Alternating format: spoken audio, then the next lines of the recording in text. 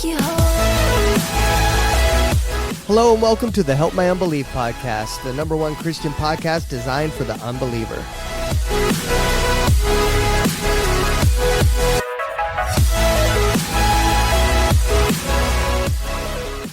Hey man, welcome to episode 3. How are you doing today? Dude, I'm not bad. I'm excited to be here. We've got another guest on. His name is Matt. We spent half a day arguing on Reddit last week. Wow. Do you even know what Reddit is? Absolutely not. Okay. No, I do not. exciting. I do not know what any of the platforms are. Yeah, it's a forum. I met him in a debate religion forum, and it's just like, hey, debate the existence of God, and me and him started arguing for literally like a half a day, and which he's seems like a really nice guy, so I think it's going to be a fun conversation. So, Well, we can still be respectful, correct? yeah, hope so. Okay. Hope so. I'm not going to get in a full-blown argument. If with not, I anybody. can get mean. You think I can get mean? Watch, do you like that? Kind of like a chihuahua. Yeah, well, maybe a chihuahua that like lost an eye in an alley fight or something. I don't know. There you go. But yeah, I think we should just get to it because I'm hoping too there's another guy that in a group, and I hope he sends me his message. Maybe I'll log on to Reddit right here. If he sends me a message before the end of this phone call, we'll take that phone call too. All right, that'll be great. So we'll take multiple phone calls if we have to. So, okay, let's get to it. His name's Matt. Let's just get to the phone call, okay? Okay. Ready, Matt? Hi, Matt. My name is Larry. How are you doing? Hi, Larry. Nice to meet you. My name is Matt. I figured I'd say something so you could recognize my voice as well. Yeah, I'm the one that sounds like, I don't know, maybe like a cheerleader from high school, and then he sounds like a grown man. You know what I mean? So. Deep voices aren't always all they're cracked up to be. I recently became a singer, and I found that contemporary genres of music trend higher voice.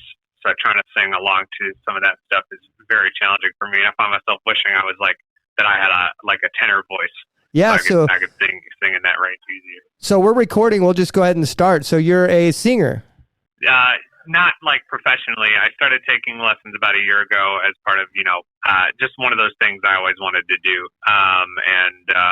But my main job is I'm actually a translator. I speak Persian. Oh, wow. The translator? What languages? Yes. Just Persian, Farsi, the language spoken in Iran and parts of Afghanistan. Wow. Wow, that's amazing. My hat's off to you on that. My brother... Please go ahead. My brother does translation for Spanish. I'm not sure what other languages he has, but his company has him going around the world doing that kind of stuff. So I kind of have an idea of what you do. Yeah. It's a job I enjoy a lot. Wow. And so now you've started lessons in singing. What made you start that? Did you kind of sing in the shower and you're like, hey, I might actually be good at this. I might want to get some lessons, or what happened there? Kind of the opposite. I always wanted to when I was younger because I just really, really enjoyed music. But I didn't have a very good voice, and I thought it was one of those things where it's like, oh, well, I just must not have the talent. But eventually, this was also guitar. I also take guitar lessons, and now I play guitar and sing in a band. Heck yeah, man. I thought, I got to do it someday. Like, I just recently turned 26, and when I was a teenager, I ended up giving it up. I had a guitar. It wasn't very good. I sold it when I joined the military, and then I got out a few years ago, and it was one of the things where it was like, oh, one of these days I'm going to do that. And when I got out of the military, immediately COVID happened. I got out literally weeks before the COVID pandemic began, so that kind of put a halt on all of my, post-military plans for like my life. But one day, eventually happened. And then I got a guitar, started taking lessons, started taking singing lessons, and that's a real big hobby of mine now. Yeah, that's good. That's good. I struggled after I got sober. I always said this quite a bit. I don't know if I told you this yet, but yeah, I'm almost 4 years sober now. And I always told my wife, I was like, Awesome. I'm still trying to figure out what sober people do for fun, and they're like, well, what's your hobby? And I was like, well, work and I don't know. I guess I kind of found that same thing at work. and then more work, and then more work. Yeah. But I play disc golf now. my wife is the same, so it worked out very well. Yeah. You said military. Do you object to saying which branch? No, not at all. I was in the Marine Corps. But I wanted to say, as someone, I've actually never tried alcohol before. What? So figuring out what sober people do has been a challenge for me too, because a lot of people, especially in the Marine Corps, drink. And Yes. that's like the predominant thing. But I actually do disc golf now too. I just started a few months ago. I'm actually I got pretty good. I got pretty well. Okay. I mean, I guess saying pretty good is subjective. I'm not a pro or anything, but for a guy that's only been playing. Yeah, but well, for a guy that's only been playing for like 3 or 4 months, I can par an 18-hole course. Or I shot a -2 once, but that was like having one of those really lucky days or whatever. So Man, it's been like 35 years since I picked up a golf club. no, this is disc golf, like with frisbee. Yeah, it's like a frisbee. Oh, Yeah, but similar concept. Yeah, he's old. He doesn't know stuff. No, I've seen guys doing that. There's a disc golf course right by my house. So I've seen them. I've heard about it. Played it. No. Yeah. Okay. So Matt, what do you identify as? Agnostic, atheist, or what do you call yourself as far as religion goes, or non-religion? So I often call myself an agnostic deist. So I'll give a little brief history of like my religious background. My parents, my family was Christian, not like super Christian. I don't want to give the impression that like it was like, because I know people who were raised Christian and it was like a very serious part of their upbringing. My parents were Christian. We went to church sometimes. I would say I passively identified as Christian all the way up until just a few years ago. But I didn't really take it very seriously. I didn't really go to church. I had it was actually very recent that I started looking into this kind of stuff, and because I had kind of a realization, and in the sense that like I spent so long really unconcerned about those big questions because I was more concerned with my immediate life. Like things were very crazy for a long time, and I just didn't really have the spare energy to concern myself with like why are we here? That kind of thing. I just accepted. Yeah, of course. So, but what basically what I realized is that, that I'm going to die someday. Yes. No matter what you believe, our lives here on earth are finite. Yep. It's a question of what comes afterwards. And suddenly this kind of passive, not 1 foot in, 1 foot out approach had much bigger consequences. The idea that I was just going to stop existing and that was it, and there was nothing afterward, and there was no way for me to avoid that. I mean, frankly, it terrified me. Yeah. It terrified me, and so I started looking into, that's how I, ended up on some of these subreddits, is trying to involve myself in some of this discourse and kind of stress test from my own perspective, some of these arguments. Yeah. And ultimately I found myself unconvinced, and actually convinced of the fact that there wasn't anything definitive. The reason I say deist, is because I still do have like this, I guess I would call it an intuitive sense of there being something more. Like I look at, if you'll forgive some level of poeticism, like the majesty of our own existence, and think that, life and existence is so amazing. How could this just be the random consequence of cold, lifeless matter and nothing else? I have that feeling. So you, I'm sorry to interrupt, but I want to ask this before I forget. So, because this really does matter. So you enjoy your life. You would say your life is overall good right now, or like it has been, or you love your life. That's a recent development, but yes. But I should add, one of the reasons why this turning point was so critical was because I was suicidal for a very, very long time. As early as I actually started on antidepressants when I was 11. Yeah.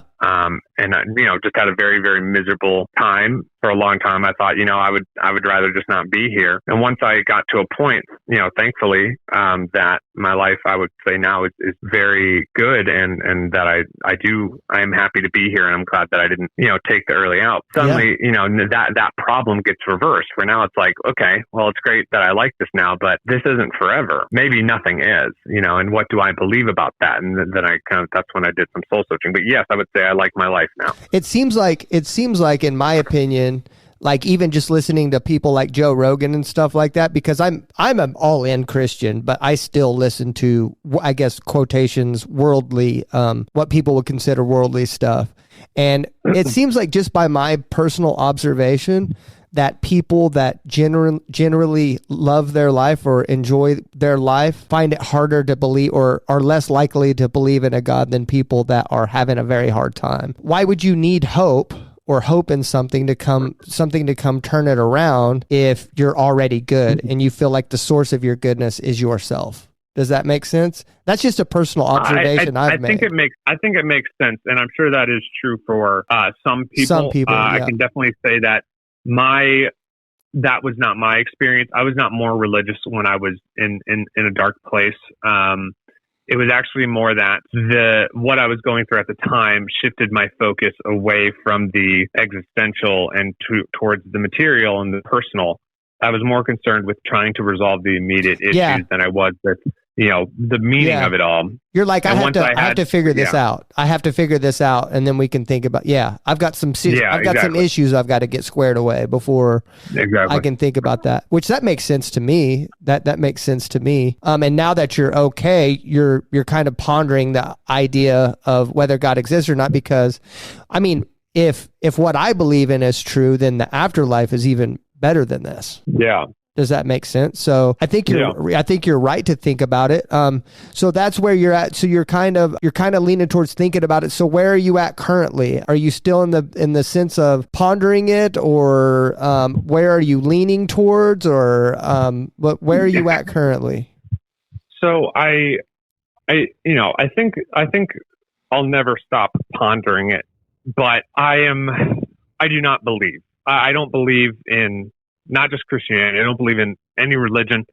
I don't believe in anything spiritual or anything that could be described as supernatural. And I've encountered a lot of different beliefs that fall into that category. I have, friends who believe they've, had spiritual experiences through meditation that were not strictly religious per se. And I don't believe that either. I have met Christians and Muslims who have attested to personal spiritual experiences. I do not believe they are spiritual. Because you have not experienced. Say again? Because you have not experienced. That is one reason. But I do know people, for example, I have a very close friend. Her name is Kat. Kat has schizophrenia, and she's described it to me. She sees people that are not there. Some of them talk. Some of them have faces, some don't. She actually doesn't want to take medication because she considers some of these figures her friends. I actually talked to my own therapist about it, who said that that's a very common phenomenon in people with schizophrenia as a reason they don't want to take medication. My point being is that the human mind is capable of a lot of things. And I think one of the very big challenges, epistemically, is the fallibility of our own senses. So if somebody says that they had a religious experience, for example, my own mother said that God once spoke to her in a big, booming, thundering voice, said, "Believe in me," or something in that regard. Do I think that my mom was being sincere and truthful about having had that experience? I think probably. Do I believe that God of the Bible personally spoke to my mom in a big booming voice? No. I think there are a lot of other explanations that could be assigned to that. And so the problem is, why assign the one that would completely rewrite my understanding of reality than one that is compatible with other things I know are true? Like, people can have hallucinations. People can have experiences they don't understand, or that they explain to themselves in a way that isn't necessarily true. And that kind of ties into some other concerns I have about, I guess, the Christian model for spirituality. Do you follow Cody Green on TikTok by chance? He's a schizophrenic guy on TikTok. I don't even know if you're on TikTok. I am not on TikTok, I'm afraid, but okay, so he's an advocate for paranoid schizophrenia, and he posts, and he gets attacked by a lot of Christians saying that his visions are demonic or whatever. And I don't know where I lie on schizophrenia. Do you have any opinions on it? I really don't think that Christians should be attacking people and being like, "Hey man, like you've got some demons in you that you need to be purged of," or whatever. Like, I'm fully aware that mental health issues can be maybe separate from that. I don't know, because there are people with mental health issues, it seems. It can't be separate from like the demonic and Christian realm. You know, what's your I would opinion? have to say, I really strongly doubt that, even from a Christian perspective, that one could adopt the stance that people that struggle with mental health issues are so because of demons, and that these demons so uniquely fixate on specific people. Like, it's not like schizophrenia is something that just happens to you once. Like, demons are just kind of messing with us and make us. No, it's like it's something you're stuck with for life. It's something that can be treated with medication. And these mechanisms neurologically that cause these experiences have been studied and to some extent understood, because it's not just mental illness that can do that. I have a friend who has used DMT. Maybe you've heard Joe Rogan talk about it. It's a very, very intense, very powerful hallucinogenic drug. Yeah. And it to the point where people describe literally talking to God. Like, it is, I've never done it. I've never done any drug. But the point being, there's a lot of stuff that goes on in our brains. And that's kind of why, some people hear the word solipsism and they think of the theory, like some idea that only we exist and everything else is fake. But that's not really what solipsism is. Solipsism is about the innate, epistemic obstacle in attaining information about an external reality. We can know that we exist. We can know that we're having experiences, but through our senses, but we can only have experiences through our senses. We can't externally validate anything because the only way to get that validation is through our senses, if that makes sense. So obviously, I'm not suggesting we're in the matrix, but I'm saying that we couldn't know if we weren't. And when it comes to something very personal, private, internal, and psychological, like a hallucination, like a big thundering voice, do I find the premise, and I'm not saying that this skepticism or my sense of incredulity is evidential, but do I find it realistic that God personally decided to speak to my mom in Kenosha, Wisconsin, to, dissuade her doubt? And there are people like the Pope who have said, I've never actually spoken dialogically with God. Do I think that makes a lot of sense? Could it be true? Yes. Do I think it makes sense? No. Okay. No, I don't. Larry has something to say. You have something to say on mental health and stuff. So in your opinion, validation is extremely important to you. You can't believe anything that you cannot validate. I wouldn't say that. So I think.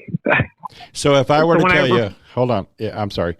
If I were to tell you that I have had a conversation with God, not in a loud, booming voice, but I was driving a truck that was extremely noisy, and I distinctly heard his voice, and I recognized his voice, and I wasn't living for him at that time.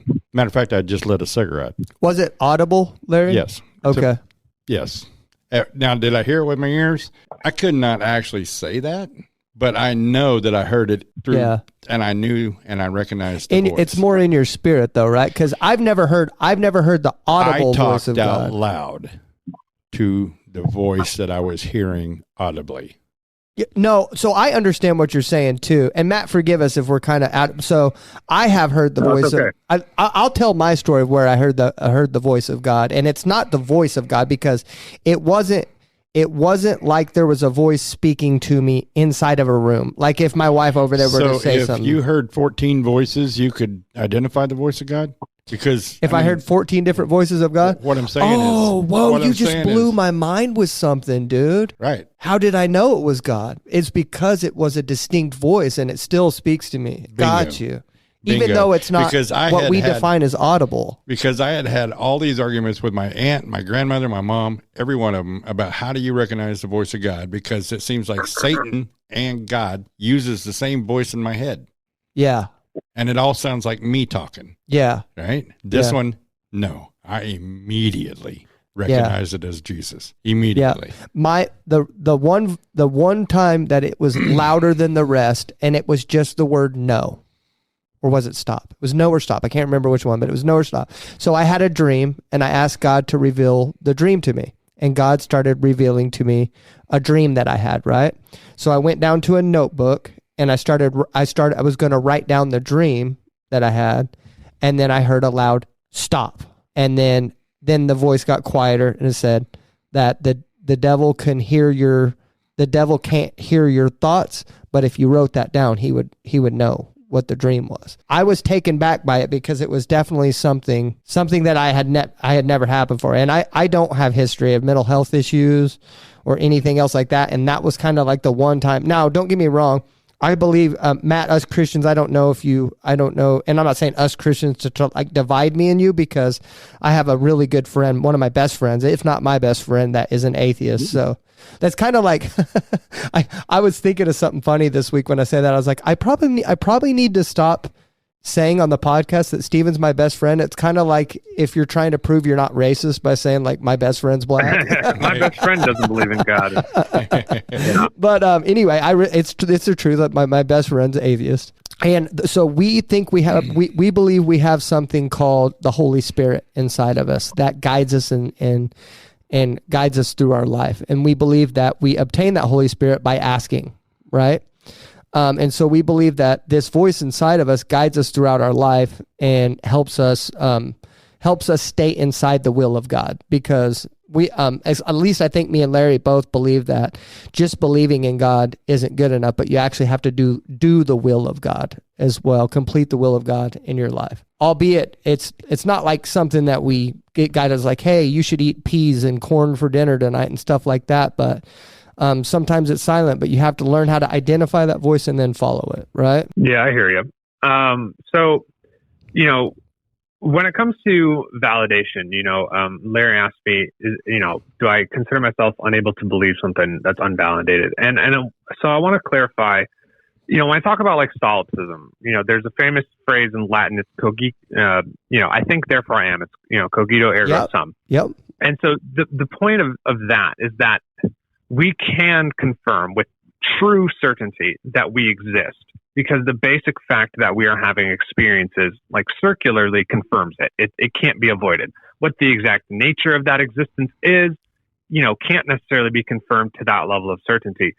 So everything else has a certain, epistemic hurdle to it, but that's not a binary where it's just you either are certain or you aren't, and everything that isn't is kind of in the same camp, because there's obviously kind of a spectrum, like evidentially, like if I'm sitting on a chair, I can confirm that chair in a couple of ways. Even if I can't be truly certain of the validity of it, I can touch it, see it, feel it, and it'll still be there the next day. There's a certain consistency, reliability, repeatability to it. And then there are things that fall further away from that. For example, all humans are mortal. Yeah, like it can't necessarily be, confirmed unless we all die, but it's impossible. It's impossible to prove that all humans are mortals, because even if you witnessed every other person die, you would still have to witness yourself die, which is impossible. So for all you know, you're immortal as well. Right. So that's right. So right. So but we can draw a relatively safe conclusion that all humans are mortal, though. Correct? I agree that is a very strongly supported claim, and one of the troubles when you're talking about things like just inherent epistemic uncertainty is that it sounds so outrageous. Like, so you're saying we can't be sure the sun's going to come up tomorrow, even and that practically in our day-to-day lives, and if we're talking just generally, of course, I'm not saying we should assume we should have this weird skepticism about obvious and overtly true things.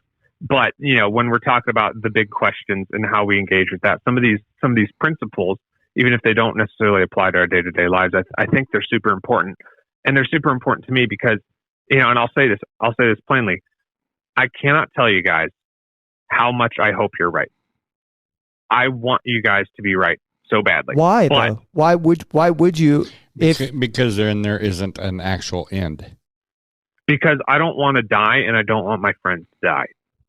I want us to be able to live in paradise. I want there to be an ultimate good and justice. I want there to be redemption for the people I know that have lived lives full of nothing but suffering, who have died unjustly or unfairly. I want there to be a loving God who forgives me for my mistakes and who loves me. I think that's an incredible idea. I think that's a very powerful notion. But my skepticism is rooted in the fact that I am not the only person that feels that way. And I have to ask myself, what a persuasive tool that would be for somebody who was trying to make something up. Because even if you do believe in Christianity, I assume neither of you guys are Mormon. No. I talked to someone who is a Mormon today. Did you know that there's places? Well, let me. Go ahead. Sorry, I don't want to. I just want to. So even if we accept the truth of the Bible, we do have to accept that someone like Muhammad, someone like Joseph Smith, have taken advantage of people, and maybe we can believe that Joseph Smith was being sincere even if he was wrong, or Muhammad was being sincere even if he was being wrong. But the point is, these notions are so powerful that even in the absence of truth, they can persuade millions, billions, because these questions are so compelling and they're so frustratingly, unfilled with answers. Well, we don't know where a lot of this stuff comes from in a way that's testable and repeatable, like a chair I'm sitting on. It's always Go ahead, Larry. Larry's got something to say, and then I got something to say about that too. Okay, on that, I'm gonna step way out. Okay, first off, you're not old enough to remember David Koresh. I don't think I am either. Okay. I'm telling you, Matt, this guy is super old. Old, Read about Waco. All right. I know of Waco, but go on. Okay. I know now. All right. Sorry. What about Dr. Moon? Reverend Moon? No, I do Reverend know about Moon. Jonestown. Okay. So you do have some history. Moon had everybody drink the Kool-Aid. I'm sure you've seen them. What's in the Kool-Aid kind of statements that are out there. Okay. It was poison. So there are people that can lead you into actual mass suicide in these cases, or believing something so strongly that you're willing to give up your life for that particular thought. Without a doubt. Okay. They're there. There's nothing that you can do about it. But because of certain people's beliefs in this, whether it be with Joseph Smith or Muhammad or Buddha or Dalai Lama or whatever it is, okay? Take this into consideration. Every one of those theologies, man has to do something to reach God. And Christianity is the only one that God did something to reach man. Yeah. Oh, we came down in a human form. So I'm going to speak in more of a terms of logic here. Whenever I want to separate someone like Joseph Smith and Muhammad, okay, I'm going to speak a little more like earthly and logically of why I believe Jesus was the truth. Okay. I thought you were going to start speaking in Farsi, and I was like, well, he can understand you, but I'm not going to be able to. Oh no. I'm Spanish and English only, brother. Sorry. By the way, thank you for your service. One. Yes, thank you. From one veteran to another. I appreciate you laying your life down for this country. Yes, thank you. Thanks for your support. Yes, thank you so much. So here's one problem I have between these people, right? Is because they're trying to coddle Christians because they know they don't have the truth. Okay, for example, like Muslims believe that Jesus existed. And they believe that his story's true, besides the fact that beside the fact that he was resurrected and that he is the Son of God, right? And they always say Jesus Christ, peace be with him. And they for some reason, I don't know why, by the way, they have to say peace be with him every time after they say his name, right? They say that for all the main figures. Oh, okay, gotcha. Okay, so the one problem I have with that is they say he's a good prophet, and just me in my mind, I'm thinking, well. To me, the definition of a prophet is a person that prophesies something and he gets it right every time. And in my opinion, Jesus, it's called the law of excluded middle, right? Two opposing views cannot be true at the same time, right? Two opposing views can't be. So Muhammad or Jesus, one of them have to be wrong because they contradict each other. They both cannot be true. We cannot live in this, everybody deserves to be right. World. We can't do that. Jesus was the Son of God or he wasn't. Or he was a liar. He was a liar. If Jesus was not the Son of God, he is a liar. Amen. And so Muslim, I have Joseph to disagree Smith, with that, but I hear your point. The reason why I say that is because two things cannot. Do you believe in absolute truth, Matt? Well, my point is that I think in the Muslim view, they don't believe he said he was. They don't believe he said he was the Son of God? Yeah, they believe that was a message that was corrupted by man over time or something like that. I'm far from a Muslim scholar, but I do have some exposure by virtue of speaking Farsi. So they don't believe that Jesus said he was the Son of God and lied. They believe that mankind, in the process of the Bible being created, the message was corrupted or something like that. So not necessarily lying, but they do think the notion that he is the Son of God is false. But yeah, I hear your point. But they try to I'm telling you, they try to coddle, and so does Joseph Smith, try to coddle the view that we can live in the same realm. We can live in the same realm. Christians and Muslims can live in the same realm. But the bottom line is one of us is wrong, man.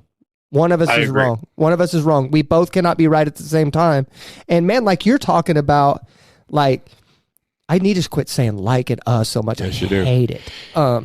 But anyway, what I was saying is we owe it to ourselves to search for the truth, because eternity is way longer than this 100 years that hopefully we live. And eternity is a super long time. And we owe it to ourselves to go and find the truth and search for it. And I think we can logically come to the conclusion that the world was created by something or someone. And if that person, and if it was created, whatever that being was that created it is beyond our capability of even imagining of what he is, right?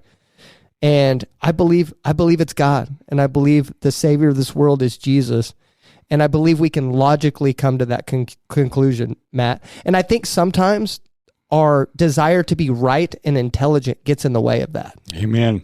Continually. So, I hear you. I agree. I think it's an important part of our lives is to seek some kind of, I'm going to say spiritual, with an asterisk there, but, spiritual understanding or existential questioning. I agree. I agree that there are premises and things that are true that we aren't always going to have confirmation of in a way that is overt and obvious. I don't think that, for example, if I witnessed Moses parting the seas, that would pretty much do it for me. That'd be a done deal. But when I thought out this, and I don't want to, I hope it's clear that I fully respect the way you guys see things, and I hope it's understandable why I see things the way that I do. Is I heard a lot of arguments. I looked into a lot of the main argumentative theses that have been composed to argue for the existence of a God, and I didn't find them particularly convincing. And so what the understanding that I walked away with, and the reason why I would call myself a deist, right, is because I think it's clear to me, and this is my opinion, is that if God exists, and if God exists, for example, as described in the Bible, he's clearly okay with there being a certain level of uncertainty, right? If he wanted to make us believers and prove it, it would be trivial, right? He's God. He could just make us believe, or he could just send an angel down to each of us the way one was sent to Mary, for example. But that's not the case. He's okay with there being a level of doubt. Evidence for the supernatural is always, in any case, not just religiously, but in any case, is always kind of, wishy-washy, ghost hunters and that kind of thing never really turn up. Do you believe miracles still happen? Not in the God pulling the strings like a marionette kind of way. I think amazing things happen, but I just felt this kind of terrifying absence of really clear, kind of definitive proof, and I ultimately decided that I just wasn't convinced enough to start practicing or really continue labeling myself a Christian. Can I tell you a story? And I'm inside the church that this happened to. By the way, December is when I decided to truly devote my ways to God. I've always believed in God. I always prayed, but I never went to church, did not believe in it, going to church, hated people in church. And now I found a church that I love, and they they preach the Bible and they don't do anything outside the Bible, at least not that I've seen yet. And so something happened that kind of, because I'm a very logical thinker. Like, I'm not the type of guy, like, I went to a church once where people were putting their hands on people's foreheads and they were falling down. And then I noticed one day we went there, and the same lady that normally falls down, I noticed when she walked into church, she was in a worse mood that day. And when they came up and put their hands on her that day, she didn't fall down all the way. And I could tell she didn't fall down because she was in a worse mood. And I was like, oh, I don't want to be a part of this because she fakes this. She fakes this. At least she has faked it once, which makes me not want to be a part of it, right? But whenever Right. when I came to this church, the one I'm at now, there was this women's conference. It's called Brave. It happens once a year. And they told us a story about these women that came here. This woman had some sort of cancer inside of her body. Well, everybody, all the women inside my church, some of the leaders from inside my church surrounded this woman, and they started praying for her, and they put their hands on her. And we believe that when you put your hands on someone and you pray for the power of Jesus to heal them, that Jesus can heal people. You can be healed by the power of the Holy Spirit. And then the testimony, and this just happened like a couple months ago, by the way. And the testimony from our leadership staff was that when they were praying for her, this lady said, "Oh," like that. And then they said, "What?" She said, "Something popped inside my body where the cancer is." And then she went back to the doctor that following week and got a report back the cancer was gone, right? And so the way I look at that is most people just blindly believe in something like that. They're like, you know what? That's the power of God. I believe that. I'm going to tell you why I believe it logically, of why that happened. And I broke down in tears, and I was so happy because I was like, God exists and miracles still exist to this day. And the reason why I believe that is because I understand how human beings are. There are way too many human beings involved in that situation. And if that was fake, first of all, I'm really good at reading people. And I used to be a very good detective. I can usually tell when people are lying to me, right? Well, even if I can't and I'm wrong, right? A secret like that, if they were just trying to pull the wool over someone's eyes, there'd be one person who'd be like, "Hey man, did you know your pastor kind of does this every now and then, where he kind of brings in an actor and pretends like they're healed every now and then?" Because that happens.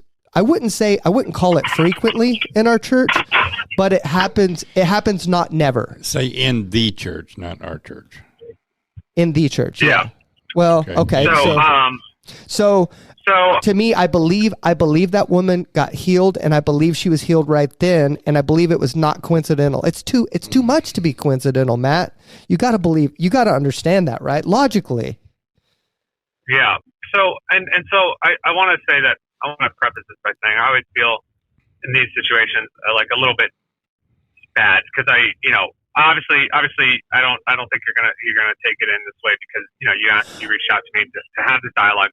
Because no, the last thing I want to do is if yeah. someone tells me that someone in their lives or especially if someone had their own personal religious experience, something that I consider very powerful and meaningful to them, something joyous and amazing, right? Like cancer being cured, and then for me to just be like, oh, I just think it's it feels no, so please cruel. say what you believe. Other context, I would never do that. I find it so I'm reminded of this. I was actually reading into like Mormonism once, and I don't know if you know anything about like the basic premise about Joseph Smith and the golden plates, and he like translated the golden plates, and that's how the Book of Mormon, like the New Testament or whatever, came up. And so something that was kind of not a secret, but it was like kind of turned away from in the church was that the fact that he didn't actually translate the golden plates. He never translated them. It was revealed to him by looking in his hat with like a special spear stone. And this was kind of an inconvenient reality for the Church of Latter-day Saints because, and so I was reading this statement from a higher up like bishop in the Latter-day Saints church saying that this is the exact quote, and I found it so compelling. He said, "This is not a credible mechanism for how the heavens work. His life was considerably endangered by having these plates. Like that was the whole thing. Why would he have done that? Why would this have happened if at the end of the day the plates did not contribute at all to him actually writing the Book of Mormon. It was all just the spear stone in his hat. And ultimately, this person was wrong. Like, that was actually true. Like, that's a true thing that happened and was attested to. Like, that is the story. So I say that example to focus on this phrase, credible mechanism for how the heavens work. And so this is another part of some of my really big skepticism.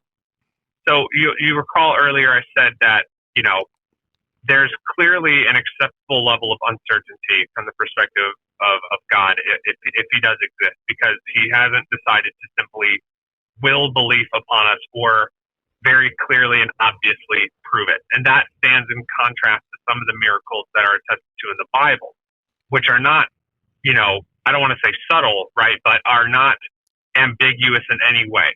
Like Moses parting the seas, Jesus literally resurrecting a dead person, or curing their blindness by spitting on their eyes or something like that, or turning water into wine, things that simply defy reason. So for me to think, for example, that God personally cures the cancer of someone in a church, but does, that, I feel like we're kind of trying to have our cake and eat it too. No. Faith. I look at, hold on a second. I know, but is it okay if I go ahead? Sorry. I just want you to answer this, because there's a reason why I want you to answer it, because there's only two things it can be. There's only two things it can be. Either my pastoral staff are liars, or the cancer got cured. The cancer got cured. We know that. I'm sorry. So either my pastoral staff are liars, or it was a coincidence. And so I want you to answer two questions for me based off of that. Either I want you to answer which one of those you think it is, and which one is more likely, logically. Right. So that's my point. I absolutely believe it was a coincidence, and I don't believe that they were lying. I think they were sincere. Similarly, I don't think my mom was lying when she said God. But actually, I should rephrase that. I don't think everybody with a religious experience is lying. I don't think you guys are being dishonest or insincere about your experience. I do actually think my mom was lying, but that's just because my mom is a bad person. That's okay. Unrelated. She went to jail like a few years ago for pointing a shotgun at us. Like, she's not well. My mom my mom gave me meth when I was 14. Go ahead. We're the same. Yeah. So you oh, like, no, I get it. I could never quantify it in a way like if you roll a 6-sided dice, the chances are 1 in 6. But if we said, what if the odds were, say, 1 in 290 million? And so something we consider very unlikely, 290 million. Well, that is the odds of somebody winning the lottery. And people win the lottery. And this is my point. Could it be true that God exists and God did this, but this coincidental, gap where something else could be is just about faith and that kind of thing? Yeah. Do I believe that? Do I believe that God kind of hands out, I don't want to call them like piecemeal miracles, right? But let's be frank. There are a lot of really awful things going on in the world, some of which are considerably worse than cancer, that are not having miracles. Stop them. Do I believe that? Not really. And I want to get ahead of something, because some people say, they have explanations for this. They have ideas in their head about why that would be the case. And I'm not saying that those things couldn't be true. I know of some of these answers, like when someone explains why, it's like, well, because he doesn't want to just make us believe it's about faith. And I'm like, yes, I understand that an explanation exists or could exist and could be true for this thing that could be true. But, circling back to that phrase that I brought up, do I personally, for my sense of reason, do I consider that a credible mechanism for how the heavens work, delivering personal medical miracles in churches, but not, say, stopping war, the human trafficking crisis to thousands that are dying, or, the labor exploits, slavery, and that kind of thing? I don't understand why that would be the case. If God finds these things permissible in the sense that he does not see fit in his infinite wisdom to act upon it, but does for one person's cancer or however many people think, do I think that makes sense in the context of this, faith-based religion where, that kind of thing? Unfortunately, I don't. I do think it's a coincidence. If someone comes up to me and spreads a C in a way that just defies the laws of physics, I'm on board. I really am. I really hope it's true. I'm telling you, when I had this like crisis of faith I talked about, I was crying. I was terrified. Yeah. I was terrified. I felt like this inescapable doom, this permanent oblivion where there's just nothing. I was crying, and I was like, God, I really hope it's true. But stuff like that, I don't believe. Yeah, unfortunately, I don't. I think it was just a coincidence. I think the field of medicine is still being explored, and I think things happen that can surprise us. I've seen a lot of coincidental things that are completely irreligious, and so that's why it's tough for me. But I do say, I have like a car appointment that I just rolled up to. But I know you guys said you want to give me the last word. If that is it, that would be my last word. But if you have something you want to say, please do go ahead and so that I can hear you out. And then unfortunately I'll have to pick up. Okay, Larry, go ahead and say your final thoughts to Matt. Go ahead. You want me to go ahead? Okay. Matt, thank you for talking to us. And I genuinely, this is going to sound weird to say this, but I genuinely have developed a love for you over the last 2 times that we have spoken. And I mean that. I know that sounds weird as heck coming out of someone you don't know's mouth. And I can see your heart from here, man. And I know you are very intelligent, and I know you look into this stuff but you're just very skeptical, right? My ask with you, and I ask everyone this, so it's probably going to be redundant for our listeners, but I would just ask you to pray when you're alone I used to pray in my bathroom. Well, I still pray in my bathroom sometimes. Just pray alone and ask him to reveal himself to you. And that way, that curious heart of yours can be fulfilled one way or the other. And I do believe Joseph Smith and the Mormonism is false doctrine. I do believe it is false doctrine. I've looked into it briefly, but I do believe it's false doctrine, and what they teach is completely contradictory of the Bible. But regardless of that, you use that I notice you use that a lot to say, hey, this is why I don't believe in religion as a whole. Well, I don't believe in Joseph Smith and his teachings at all. I believe it's completely contradictory. I would ask you to throw that away and look into the Bible for yourself, not even Christianity or whatever. Look into Jesus, who he was as a person, and the validity of the Gospels, that he died and rose again, and he ascended into heaven, and he sent his Holy Spirit back down for those who believe.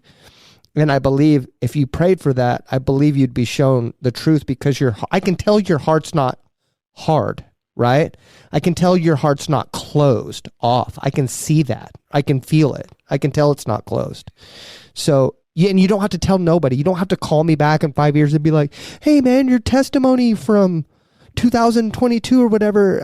I just care about your heart, about you praying, about you doing it for you, not for me or anybody else. And I don't care if I ever even know about it.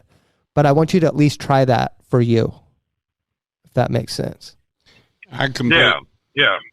Go ahead. Sorry, Larry. Go ahead. That's all right. That's right.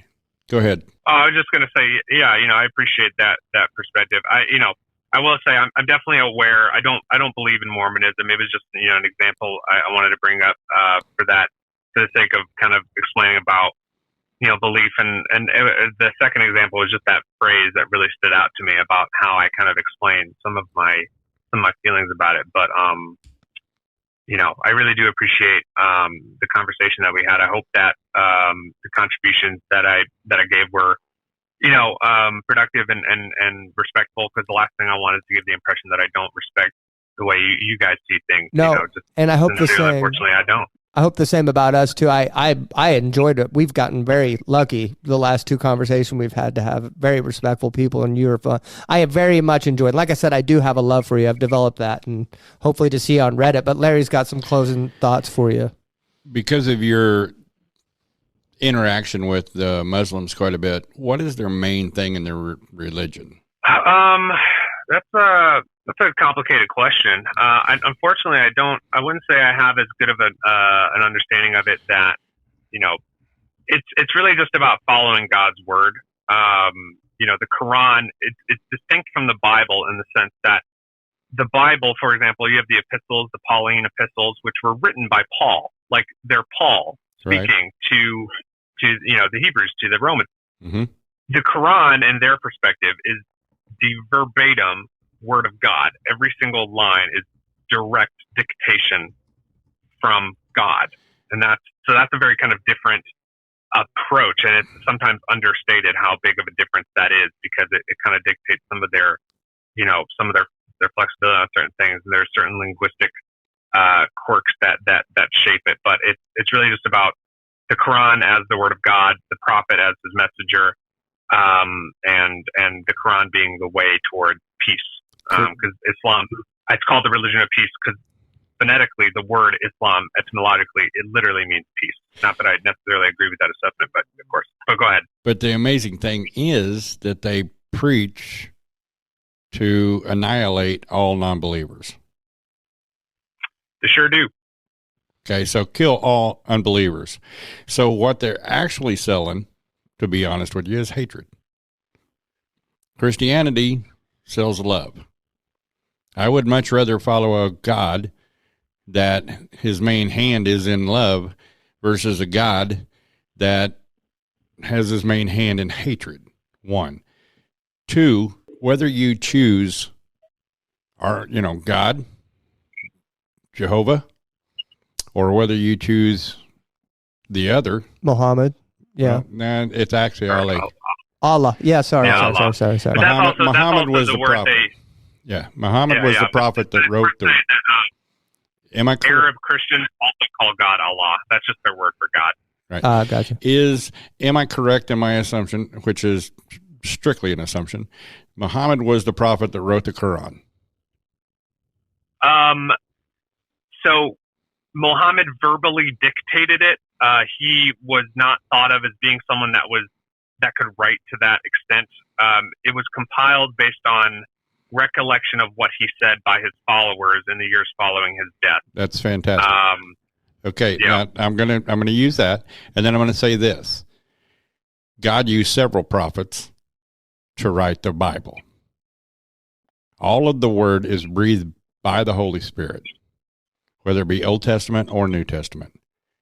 Every bit of it is proven over and over as the most historically correct, the least amount of contradictions, and you can go look it up in several different places to verify that.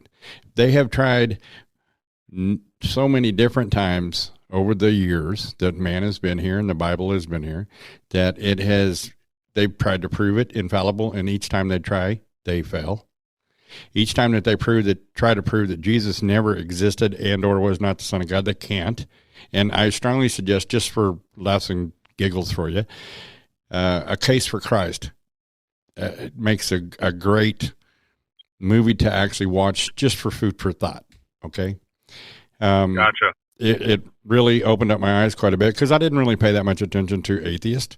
You believe what you believe, I believe what I believe, and that's it. But God has started to give me a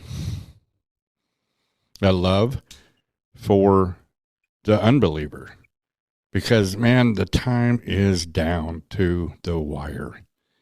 And if people like myself that believe in the Holy Spirit, believe in the Father, and believe in the Son, and then he came down here and gave his life for us, for you and for me, long before we were ever here, it just blows my mind that somebody can't feel it and somebody can't believe it. And God has given me an ability to love you far beyond the capabilities that I had before I believed him and allowed him into my heart. But I cannot express the differences between what we see and what is there. There's spiritual all around us. We are, I'm going to say, you said mortal. Our flesh is mortal, but our soul is immortal. That's the part that goes on. That's the part that if God gave you all the understanding of everything that you were going to do, you're 26 years old, I'm 60. If God had told me at 20 years old that I was going to be podcasting, which was not even a thing back then, by the way. Yeah, he just found out what podcasting was, to be honest. I don't know all the words. Yeah. But if God had told me that my voice was going to go out to many to hear it, and that I was going to proclaim his love in front of, I would have laughed. I would have laughed at you. And I grew up in the church, and I would have laughed at you. I knew the Bible, but I would have laughed at you. No way was that ever going to happen. But I have seen my wife delivered from alcoholism. I have been delivered from cigarettes. I have been delivered from alcoholism. I have been delivered from, I want to say it, but I can't even remember the word right now. Sexual immorality. I've been delivered from that. Lust. I've been delivered from. I have seen and felt in me the changes. I have seen and felt it in my wife. I have peace where I had turmoil. I had, and you being in the Marines, they got an old saying that there's no atheist in the foxholes, right? Because death is imminent when we're on the war zone, correct? Yeah. I mean, that's something that we had to face all the time in those particular areas. Why God has set this up is free will. He strictly has given you an option and a choice to choose and Larry, to believe or not. I got to cut you off just because I do got to get going. I no, apologize. it's okay. No, it's totally okay. I really appreciate my last thing. I really appreciate you guys reaching out to me to have this conversation. I hope that it was productive. Yes. I hope you guys are right. I really do. And I appreciate the respectful dialogue. And yeah, so it was nice talking with you guys. Yep, maybe we'll do it again in the future. I agree. Yeah, maybe. And I'll be praying to see you in heaven. All right. All right, talk to you later, Matt. All right, bye-bye. Bye-bye. It's almost worse when they're nice, huh? I'm almost rather than be mean, so we could be like, but it's kind of like, it makes me sad a little bit because I feel like he's close. I just had to breathe. I felt the Holy Spirit on that. I don't know that I said the words right, but I know that the Holy Spirit was in me while I was talking. Yeah. So those words were what he needed to hear, and we'll never know probably how it turns out. But yeah, the amazing thing is that. Well, you don't know if it was him or someone else that needed to hear what the Holy Spirit was telling you to say. Yeah, that's true. That's true. So it's just, it makes me sad because I can tell he's like got a curious mind, and I know he wants to. Believe it, right? Yes, sir. But it makes it hard for me if someone's close and if your eternity's on the line, why not dive into it, It seems like he spent more time on Joseph Smith than he did on the Bible, That's true. And he was trying to disbelieve, or help us disbelieve that, and that wasn't all that hard for me. I know that we typically don't read verse, but I want to point out Joshua 24:14. Okay. Actually, 24:15. My bad. Now this particular version is the NIV. Please. Mike, please. Yeah, this particular version is NIV. Okay. Okay, I got to get it up here where I can read it. It says, "But if serving the Lord seems undesirable to you, then choose for yourselves this day whom you will serve, whether the gods of your forefathers served beyond the river, or the gods of the Amorites, in whose land you are living. But as for me and my house, we will serve the Lord." What that tells me right there is get off the fence. Yeah. It's very, very close. All the predictions that are here in the Bible or prophecies that are in the Bible have actually, you can just see them being fulfilled almost every day. There's another one fulfilled. Do you know what? One thing that's kind of tripping me out about the end times, right, is like on TikTok, I'll be scrolling through TikTok, and there'll be a video of a volcano erupting on there, right? And nowhere on the video does it allude to the end of times or end of days or the earth groaning or something like that, or there's no caption on there that says signs of the coming. It's just literally a video of a volcano erupting. And I'll go in the comments because I'll see like it's got 15 comments on it or something. And I'll go in the comments and there's literally people arguing in there unsolicited about this stuff happens all the time. It's just now that we have media and stuff like that. It's like, okay, so you guys are literally unknowingly arguing about whether this is the end of the world or not, or groans of the end of the world, without even realizing it. We know, even unbelievers know, that we are in the end times. So much so that we argue about it unsolicited. We know that we're in the end times. Everyone does. Even unbelievers do. We can feel it. We know we're in the strangest and weirdest times ever documented in human history, as far as it's documented. And we know that these groans that we're feeling from the earth, it's the end. We know we do. We don't need a book to tell us. We can feel it. You and I are extremely blessed to be in this country. Yes. We do not feel. I don't believe we are, but I won't discuss that today. Have you ever lived in another country? No, but I'll tell you. I think Revelation chapter 18 is America. So no, I don't feel like we're blessed, because I feel like we're going to sink into the ocean someday. So I definitely feel like that as well. Have you read Revelation? It talks about the great prostitute. I believe that's us. Okay. I read it, and I don't see how anybody else could see that it's not us. But anyway, go ahead. I'm sticking to when you live in another country and all of your rights have been taken away because you're there. Okay, yeah. Okay, I'm talking about the freedoms that we have here. Yeah, right now, yeah. You and I can do this right here. Yeah. In some countries, we'd be found out and shot and killed immediately. Yes, yeah. Okay. So we're extremely blessed to be here, and where our poor is actually can be rich in another country. What they have doesn't even equal to what we scrape by with. But here. they're probably okay with what they have, though, like, because that's where as long as they get fed and stuff. But we take things for granted in this country. Yes. So much so that we can sit here and debate whether or not there is a God. Yeah. Why? I was thinking about something this last week too, and I was trying to put myself in a position of a person that lived in like the very early years, even before Christ, right?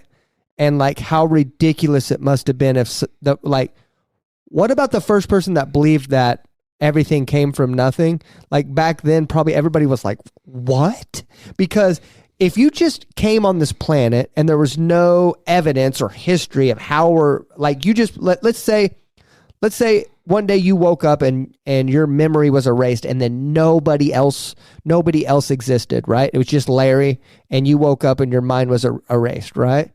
First of all, you'd probably wake up and if okay, let's say there's another person, right? And they came up to you and you're like, what is this? What's going on? What's the meaning of all this? Like, why am I here? What's going on? We're on this, looks like globe, and there's blue stuff above us. Like, what is this? What's the meaning of this?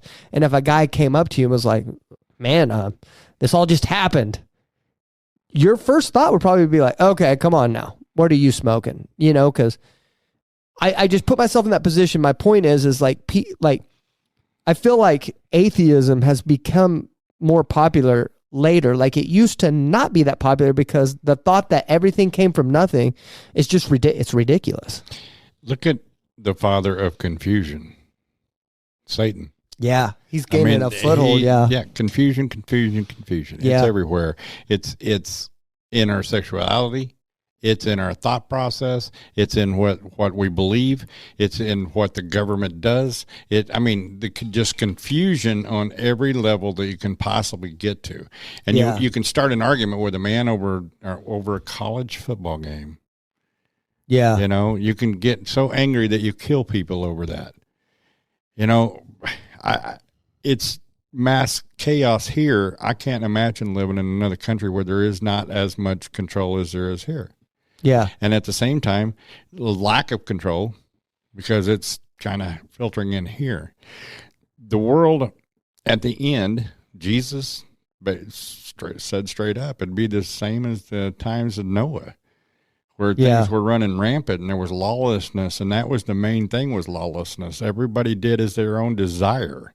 And we're pushing that now even onto our kids. We refuse to accept a religion as something that I want to learn or that I want to learn about God. We just we're have going to to force our kids to believe that there isn't a God, because that's what Satan wants us to do, which creates the confusion, creates the turmoil, and creates the issues that we're having to deal with. like me and Matt are a lot alike in a lot of ways in the regards of how we are as people, and we like to think of things logically.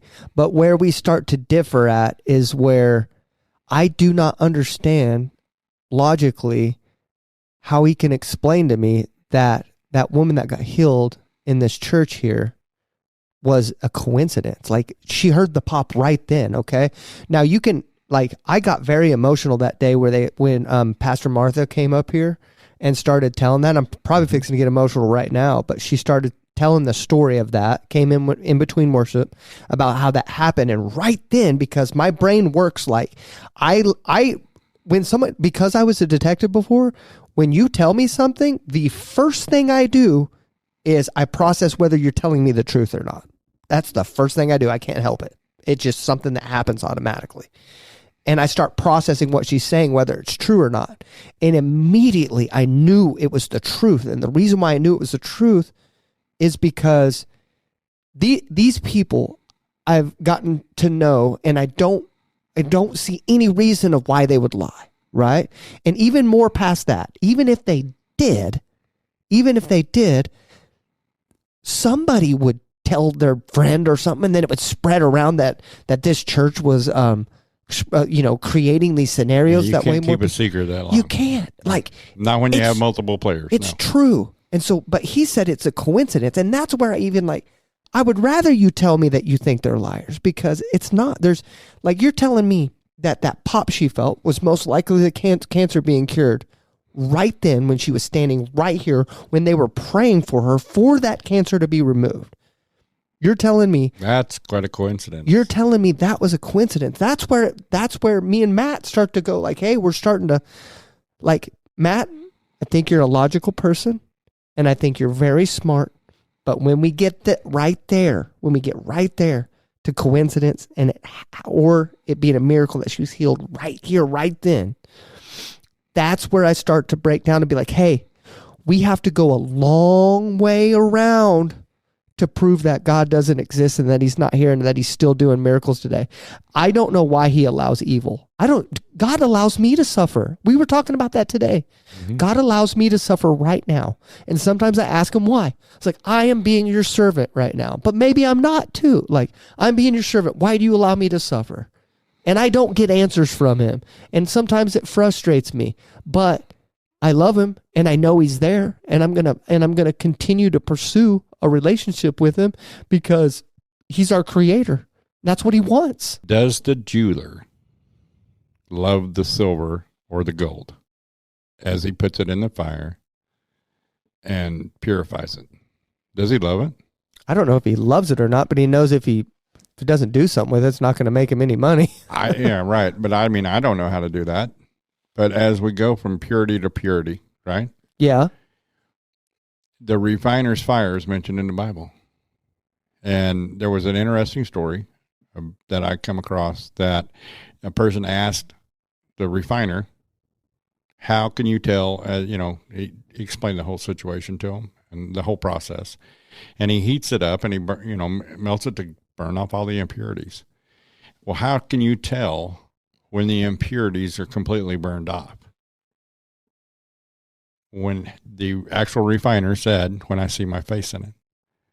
Isn't that beautiful? So the more that you're in the fire, the more that the impurities are burned off of you, son. Yeah. I don't like it, though. The more that God sees his face in you. I don't like it, though, Larry. Well, it's fire. Yeah. It's reshaping us. It's changing us. Yeah. It's making it difficult. I didn't like the fact that after working my butt off last week, I ended up hurting my back. I'm back right back into the same place I was 2 years ago. Yeah. But at the same point, I got hurt at work too, but I'm so young that I just bounce back, you know. Yeah, I'm old and I don't bounce at all. Trust me. Yeah. I just rub it in his face. I love that. That's going to be our relationship. I'd be talking about how awesome it is to be young, but then God's going to be like, hey, remember pride? Yeah. What are we at? 116. It's okay. Okay. But I mean, it is hard, but thank God because that, like, that's the thing though. I pray for God. Like, I pray to God so many times, probably 1,000 times before. It's like, I don't care what you have to do. I want you to do what needs to be done to make me what you need me to be. okay. I pray But that all the time. you want to wiggle and squirm when he puts you in the refiner's I know, cup. exactly. Yeah, I know. Because the heat hurts. Yeah. But it's the only way to get the impurities out. Yeah. And it's the only way that he can. You just gave him permission. Yeah. No, I've given him permission like 1,000 times to do to make you what he wants you in his image. Yeah. So I would give thanks. No, I do thank him sometimes, but like it is, I do thank him. I do, trust me. But like it's also just very hard. Like, I'm a big baby sometimes with it. You know what I mean? I think we all are, really. But that's what I was telling him. Like he says he hopes that Christianity's true and stuff like that. That way we can all live in paradise and stuff like that sometime. Since I've devoted my life to being a Christian, right? And I've been, since I did pray to God and told him, like, in my bathroom to do whatever he has to do, my life has gotten exponentially harder. Yes. Like, life has not been as good after I've done that, right? I think it's going to be more worth it. And I think someday, whenever God can see his face in the refiner's fire, right, and the jewelry that he's made, I think it'll be worth it. I think I will experience the peace of God someday, right? But right now, my life is way harder than what I didn't believe. Whenever I just did whatever I wanted to, whenever I drank whenever I wanted to, whenever I had sex with whoever I wanted to, life was much easier back then. But now it's harder. Now it's much harder. Being a Christian is not fun most of the time. But during those fun times, and during those I want to do things, and you did, right? You have consequences for each of those actions that you may not have to deal with for many years past. What you're talking about is there in the moment. Yeah. What I'm talking about as an older guy. Oh, no, I know. Dealing with the consequences that I did from back then. No, I know that. The only point I was trying to make is being like, not just coming to church and dropping your money in the hat or whatever you have to do. Like, not just coming to church and dropping your money in the hat or doing what you got to do and going through the motions. That's not hard, right? But actually saying, okay, God, use me how you want to use me. And I don't care what you have to do that. If you pray that alone and you mean it, watch out.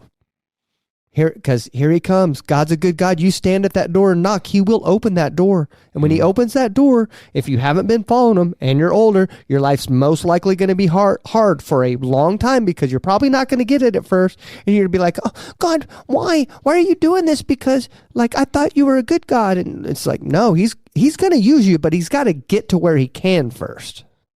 You know? He has to get you to the point that you can depend on him and not on yourself. Yeah.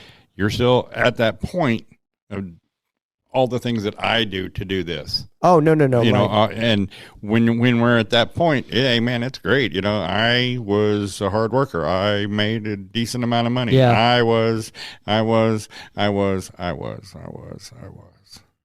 Yeah, private burger, man. Now I'm about he is. Mm-hmm. He is. Yeah, and this is the way I want it. Turn all my dependence onto him.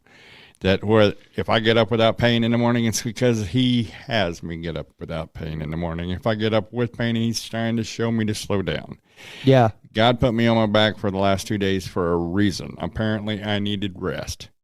Yeah. Okay. I don't know how he works on all of this stuff. I really don't. I just trust him. Mm-hmm. And if it's there, it's because I was supposed to have it there. Yeah.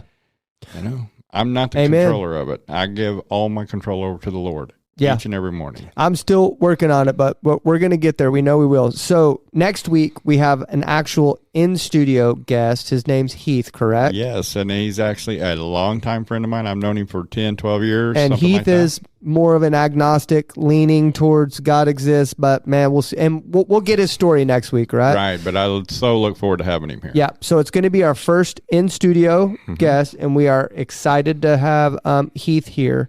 And then I think the week after that... You got to move your hand out from your face. Thank you. But I think after that, we're going to have maybe Bo on after that. That'd be great. I would like that. What I was thinking, which we're going to have someone once a month in from our church that I know we said that this is going to be only for the unbeliever, right? But we're also going to have people that were prior unbelievers on, because I think that's good, important too, to see people that have converted, right? Because we're not having any, we're not converting people live on the show, right? But we want to show you people that are converting to Christianity from Satanism, atheism, agnosticism, all this stuff. So. Can you harvest the potatoes at the time that you plant the seed? No. Okay. Yeah. We're planting seed, man. Okay. We're not doing the harvest. We are planting seed. Let's get out of here before the batteries die. It's good to see you again. Knock me down. I love you. I love you too, bro. Thank you for talking to me through the day. I almost had a mental breakdown today, so thank you for that. Thank you for joining me on this journey. I could not do it by myself. So, and I couldn't do it without you because I don't know any of it. Right? Well, we couldn't do it without each other. And thank you to my beautiful wife, who's a producer. Everything that you see that goes on in this camera and the audio and everything, she's the one that does it. So let's give her a round of applause. Yes. Okay. Thank you. All right. Thank you guys for listening, and we are out. I'll take you home. Thank you so much for listening to the Help My Unbelief podcast. Please don't forget to like, share, and subscribe. And more importantly, tune in every Tuesday at 9 a.m. for new episodes.